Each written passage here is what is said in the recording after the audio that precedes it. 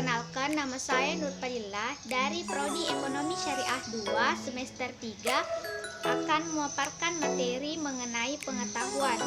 Baiklah, tidak usah berlama-lama lagi, mari kita simak mengenai materi pengetahuan.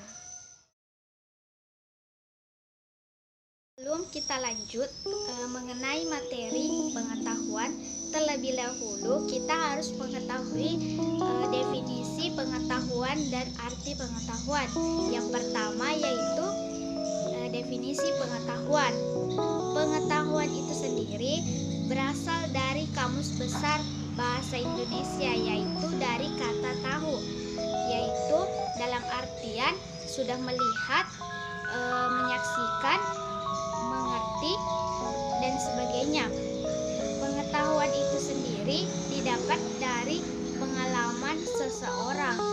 Pengetahuan itu akan bertambah berdasarkan pengalaman seseorang.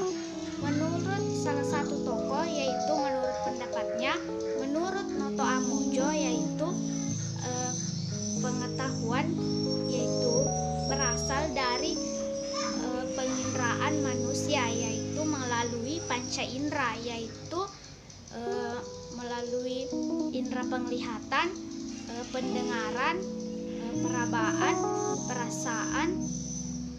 Melalui hal-hal tersebut manusia akan memperoleh pengetahuan.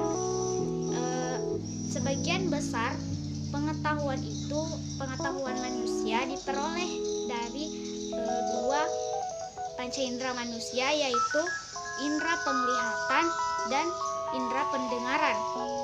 Jadi, pengetahuan itu sendiri adalah segala sesuatu yang diketahui, yang dimengerti melalui penginderaan, yaitu indera perabaan, perasaan, dan pendengaran berdasarkan pengalaman seseorang tersebut. Yang kedua yaitu arti pengetahuan. Pengetahuan adalah informasi atau maklumat yang telah diketahui atau disadari oleh seseorang tersebut. Pengetahuan itu sendiri digunakan oleh manusia menggunakan akal budinya dengan melalui pengamatan atau penginderaan. Misalnya seseorang yang mencicipi masakan, maka proses tersebut seseorang akan menggunakan penginderaan mereka, yaitu dengan mencicipi masakan tersebut maka akan memperoleh informasi tentang rasa, bentuk, dan aroma masakan tersebut. Jadi dalam artian pengetahuan adalah informasi yang dikombinasikan dengan pengetahuan yang bersumber dari panca indera manusia dengan menggunakan penginderaan tersebut.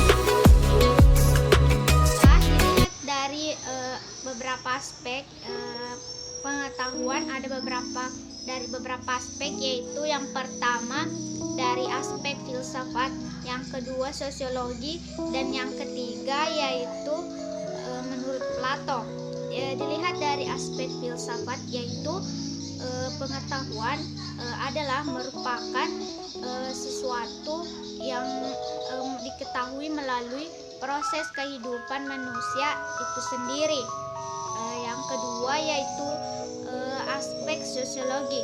Seperti yang kita ketahui, sosiologi yaitu adalah merupakan suatu ilmu sosial, yaitu ilmu interaksi antara manusia dan masyarakat, yaitu ilmu abstrak atau terapan. Yang ketiga yaitu menurut Plato. Menurut Plato yaitu ada dua. Yang pertama yaitu pengetahuan itu didapat dari suatu pengamatan, seseorang melakukan penginderaan, sementara yang kedua yaitu pengetahuan tersebut merupakan pengetahuan yang muncul dari pemikiran seseorang dengan mengungkapkan teori-teori atau ide-ide berdasarkan pengetahuan universal manusia itu sendiri menggunakan akal budinya. Baiklah, selanjutnya yaitu terjadinya pengetahuan. Adapun hal-hal mengenai terjadinya suatu pengetahuan yaitu ada beberapa seperti pengalaman indera, nalar, otoritas, intuisi, wahyu, dan keyakinan. Yang pertama yaitu pengalaman indera. Seperti yang kita ketahui, manusia memperoleh suatu pengetahuan melalui panca indera, terutama penglihatan dan pendengaran. Pengetahuan tersebut didapat melalui penginderaan terhadap suatu objek-objek tertentu yang berada di luar diri manusia yang diamati sehingga menghasilkan pengetahuan. Yang kedua yaitu nalar, yaitu pengetahuan yang didapatkan berdasarkan gabungan dari dua pemikiran. Yang ketiga yaitu otoritas.